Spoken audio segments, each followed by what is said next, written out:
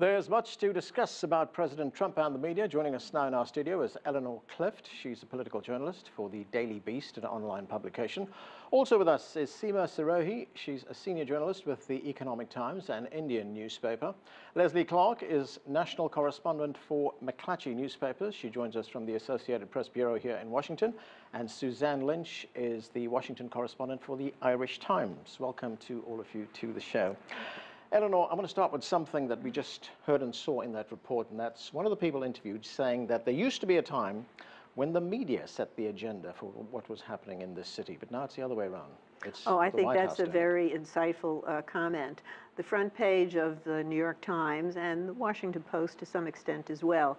Generally, you could watch television that evening or through the day, and you can see that they have followed the stories that were on the front pages of those major newspapers. Now, you do see whatever Trump says basically puts that story on the agenda, and you have reporters chasing after that particular story, often at the cost of not following the story they had been following before. And I think we have to remember that President Trump came out of reality TV. He understands the pacing of keeping a show fast-moving, keeping the audience hanging, waiting what's going to happen in the next episode. And he even said to his aides when he first came into the White House, I want my days framed so that every day I'm vanquishing rivals. And so this comes to him naturally. He knows what he's doing, and he's programming the presidency as if it were a reality TV show. Okay, let me go to Lesley Clark at the AP Bureau. And Lesley, you're a correspondent for McClatchy here in Washington. That's a big job, lots of responsibilities because there's lots happening in this city. How do you plan your news day? I mean, does it start, as one of our reporters told us, waiting for the tweet? Yeah, it's pretty much you wake up and you grab the phone and look at it and check to see what's happened, you know, in the couple of hours that you put the phone down and went to bed, and check to see what's happening. But I would say that it's not just the media that is sort of sometimes, you know, shaking its head at the tweets and trying to figure out what's going on, but also Congress. The Republicans up on the Hill are sometimes baffled, and there's a lot of phone calls to the White House to try to figure out, you know, what the president might have meant by the latest tweet. Seema, how do you cover this president? How different is covering Donald Trump from, say, covering President Obama? I spend so much time on Twitter that it's like I don't read the newspapers as much as I follow everything on Twitter. And yes, he is very different to cover. He creates a bubble because if you see the number of people he follows on Twitter, it's just about 40 plus. And most of them are his family members or his own hotels. So it's a bubble he creates, and then he forces your attention to it. And I think he does a very effective job. So millions of people who follow him are focused on that. The media have no choice but to follow the story. And sometimes it creates issues, especially on the foreign policy front. He says things, and there's no policy to back it up. Right. That happened with his New Year's tweet on Pakistan. That was the first tweet of 2018, and pretty much created chaos in the State Department. Right. Suzanne, what's been your experience? You're also a foreign correspondent based here in Washington. I mean, how do you prioritize what you're going to cover? Yeah, it's a constant battle because there are a myriad of stories happening every single day, and you can only cover so much of it. In defense, if you like, of the Trump presidency, in one sense, it's a very close relationship here between the media and the president. I mean, he's literally got the media in his house, in the White House, every day. So this very, very kind of close relationship is something I think he thrives on in one sense, because there's a contradiction here, because through Twitter he's tried to bypass media essentially, but actually in fact he wants to be adored by the media. He loves the media. He talks about ratings all the time. And actually his aim, I think, is to get that affirmation from publications like the New York Times and the Washington Post. So I think, you know, there's this whole contradiction that we see in how he thinks about the media. In a way, it's the most important thing to him. But what do you cover? I mean, there are lots of things that happen here, which of course have an impact around the world. Like Seema just talked about that tweet on Pakistan. There's also a lot of salacious, smaller stories that are going in here, the backstabbing, the infighting. Yes, and I mean, there's the kind of soap opera drama of that, but then there's very serious issues, for example, on trade, on economics, on tax. All those for European readers that I'm writing for every day, that is hugely influential. It's the biggest economy in the world. So it's going to be very interesting what he says next week, for example, when he goes to Davos. But I think the economic story is huge and things that are happening on the trade front. And again, I think getting back to what we opened with here, the danger is that you neglect those stories and that you talk about the infighting and the latest drama in the presidency like some soap opera, like some reality TV show, whereas in fact a lot of very serious policy changes are happening every day in Congress and by the White House every day in this city. Eleanor, the president is very fond of calling the media the fake media. In fact, he has said that the fake media tried to stop him getting into the White House. In fact, he said he disagrees with the fake media who tried to stop him. He is now president. We saw that soundbite where he said, "I'm president, you're not." Yet there is a view that the media actually helped him get into the White House because they gave him saturation coverage in the campaign. Well, from the time he descended down the escalator in the Trump Hotel in New York, the media never took him seriously as somebody who could win the election. So he was entertainment for the media, and he would phone into various television shows, and people tuned in to watch him because, again, he was fun to watch. It was like watching a car crash on the side of the highway. Right. It was, people were disbelieving. He got literally, I think, $1 billion of free television coverage. He didn't spend much to get elected.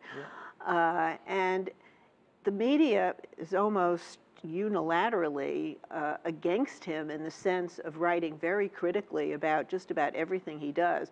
Occasionally he does something that is positive, but he doesn't get a whole lot of credit and so he has now pitted himself against the media he calls the enemies of the people, and it's a convenient enemy he can talk against, and yet, as you point out, he loves the media, he invites them in, he calls them up, he loves the flattery he gets. To be on the front page of the New York Times, even if it's critical, means he's at the center of the universe. I mean, I think he loves it. The other issue as well is that in recent weeks, it comments on libel laws and how he might look to change those in the United States. Okay. Yeah, remember those long speeches that he made, and television networks had him up for every minute of them.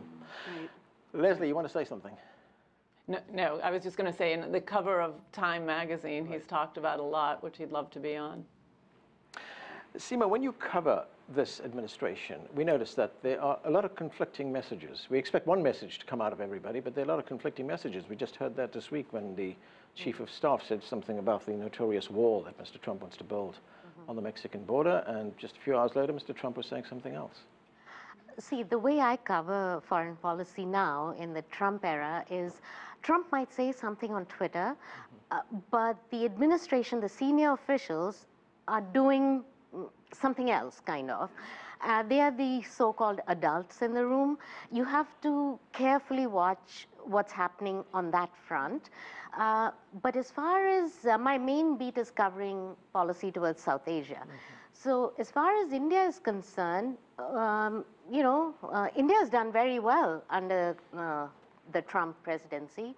He hasn't said anything critical. He has said what the adults have said, what the policy has been under the Obama, Clinton, Bush administrations. So I have it somewhat easier than my European colleagues. And the thing is, the adults in the room are quite available to talk to you because they know the problems that are being created in the foreign policy world because of the erratic tweeting or something that is policy, he'll say something quite the opposite. Right. Lesley, when you look at cable news here in the United States, I mean, it's very rare when you switch on any one of those big channels and you don't find Trump being covered or Trump's name on the screen. Is there a danger here that this is becoming a single issue story? I'm sorry, you mean in terms of them not in terms of, it's him? just Trump all the time. Other stories are being ignored. Oh, I see what you're saying, that he is on all the time. Yeah. Okay, that was the other way around. Yeah, I think that's definitely a danger. But as we saw during the campaign, like Eleanor was saying, he is an entertainer. He was catnip. The network, the cable TV would run his campaign appearances from beginning to end.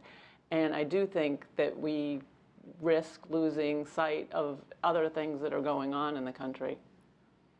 Suzanne, there was a poll that was just put out, a Gallup poll, which showed that U.S. leadership in the world is now down to 30%. It's the lowest it's ever been. It's below Germany and China right now. Under Barack Obama, that score was 48%.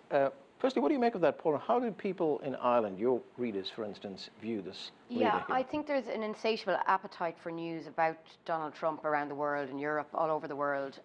But he's become, caricatured to an extent, and he's become the symbol of America. He has inadvertently become the symbol of America now, which I think is concerning for Americans, for that this person is the most powerful person in the world, and now he is symbolizing their country. People are, I think, though, too dismissive of Trump supporters. We do have to realize he did win the election. He won the electoral college, through the electoral college system. More than 60 million people voted for him. You have to reflect that in your coverage, and as much as you can as possible. It's obviously difficult here in Washington when we're in such a bubble, but I think there is maybe a lack of interest or understanding of the things that motivated those voters. That's getting lost because of the personality-driven nature of everyone's interest in the story, and indeed the way we tend to cover it. I don't know, of course, sorry, you want to say something? I just wanted to say that the way the U.S. media cover Trump, I as a foreign journalist have a somewhat of a different perspective. Like you said, he did win the elections. It's time that the media start taking him seriously, and not just the absolute negatives that they cover even during the campaign. They didn't take him seriously. They only maligned him, or they only looked for negative stories about his financial malpractices or whatever have you. They missed the voters who voted for him. There was a lot of mea culpa later on. Is there an attempt here to delegitimize his presidency? I would say, yeah, like some of the shrill television talk shows that I listen to, I cannot watch them for more than 10 minutes. Yeah, and I think one of the things I notice here about the media landscape in America is that it's so divided. That you have some networks that are extremely pro-Trump, you have the other networks that are very anti-Trump, and there's no one really in that middle ground. And that is a concern, I think, and I don't think that's healthy, and I think it's the division, and that kind of cements the divisions that are here politically in this country. That I think the media reflects that and kind of feeds on that, if you like. I think on both sides, on the pro and anti-Trump side, both are to blame, if you like, for that. But Eleanor, isn't that reflective of what we hear about the United States, that it's very divided right now? It is very divided, and the president won by appealing to a certain segment of America, telling them basically that they were losing out good jobs because we were being overrun by immigrants, and saying he was going to bring back the coal industry and he was going to change the economics for them. And then you look at his cabinet appointments, you look at the policies he's taken, he hasn't really done anything for that segment of America. He hasn't drained the swamp. He has not. Well, if he's drained the swamp, he's put in a higher class of alligators in there. I mean, it's billionaires and Wall Street representatives and that sort of thing. So I think the media needs to hold him accountable on that, and also on the ongoing Russia probe, because there are lots of theories why he's so disruptive, and one theory is that he wants to take away attention from some of the serious investigations. And I think the administration has hurt itself as well with its credibility, in terms of sending Sean Spicer out the first day and telling everyone that the inauguration crowd was the largest ever. So it's been a little difficult for people to take them at their word. Right, they had a credibility problem right at the beginning. I don't know, he is not the first president to have problems with the press. Lyndon Johnson had problems with the press, so did Richard Nixon, of course, we know that. Ronald Reagan, George H.W. Bush. Every president feels that they're in there trying to do good works and save the country, and the press just hammers on them for everything. I came to Washington covering Jimmy Carter's campaign, and towards the end of Carter's 4 years, his press secretary, Jody Powell, said to me he was beginning to think Richard Nixon had gotten a raw deal because of the way the media was so stacked. And the notion that Nixon got a raw deal is not a very popular thought in Washington. But there is also the other question, would Nixon still have retained power if it was today's media? I doubt it. Well, he said, I'm not a crook, and you have Donald Trump saying, I'm not a racist. Right. There's some similarities there. Lesley, I just want to get back to Trump's use of Twitter. He says he uses Twitter to communicate with the world. Last December, he said, I use social media not because I like to, but because it is the only way to fight a very dishonest and unfair press, which he often refers to as fake news media. Phony and non-existent sources are being used more and more. Many stories and reports are pure fiction. First question is, has the president found, well, as we heard, he found a way around the media, but what do you make of the use of anonymous sources? Well, they're anonymous in the story, but they're not anonymous to the reporters or the editors as well who use them.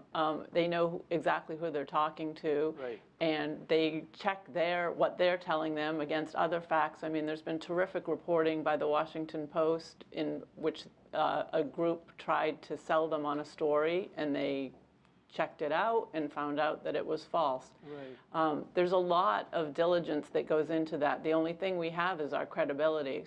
So we take that very seriously. Yeah, but I think the point he was making is that, well, I mean, it plays to his complaint, doesn't it, that these are anonymous sources, it's fiction. We don't know who's saying this.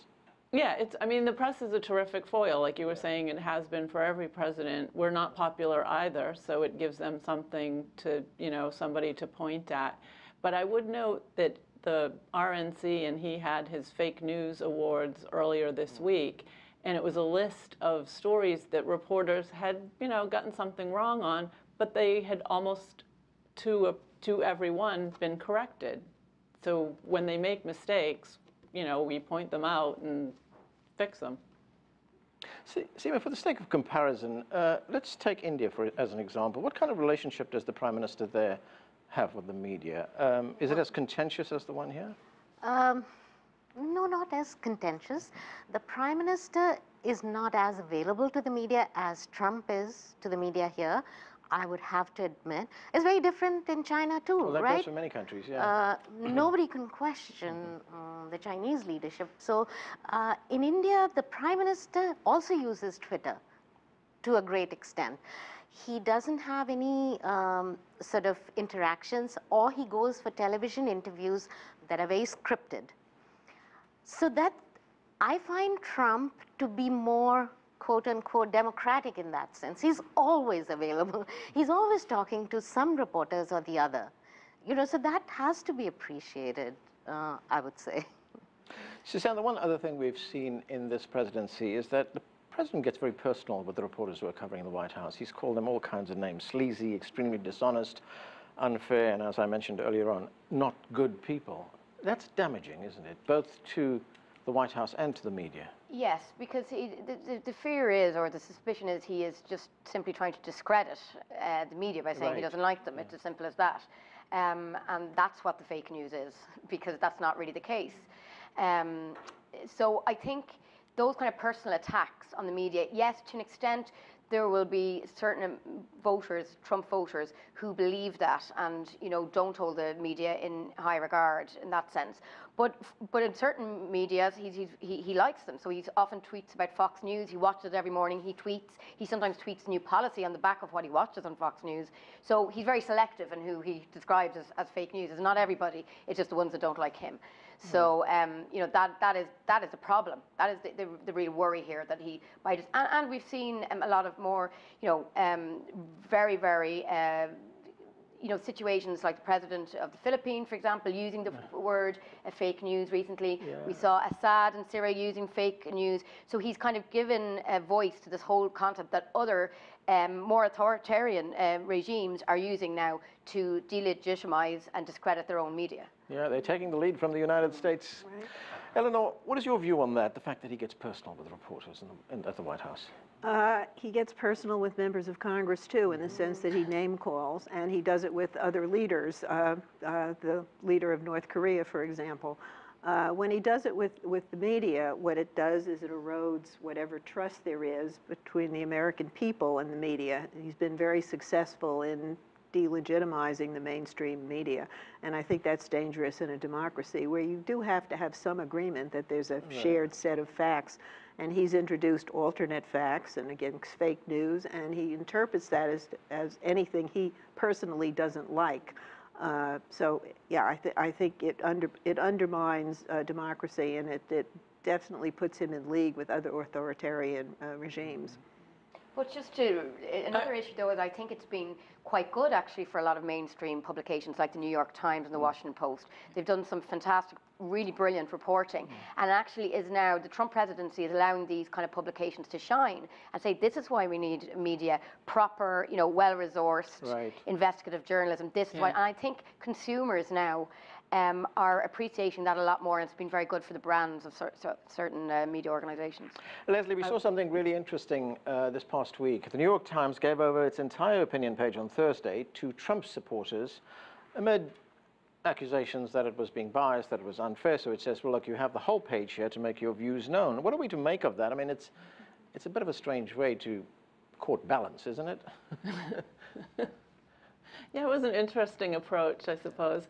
A lot of people have, spend a lot of time in so-called Trump country going and interviewing voters. I mean, I think, the voters like to hear that. They do think that the press is biased. So, if you open it up and give them some voice, but it's a different approach, I guess. Trump has often been accused, Lesley, of diminishing the office of the president, it's the sanctity of the White House, if you like.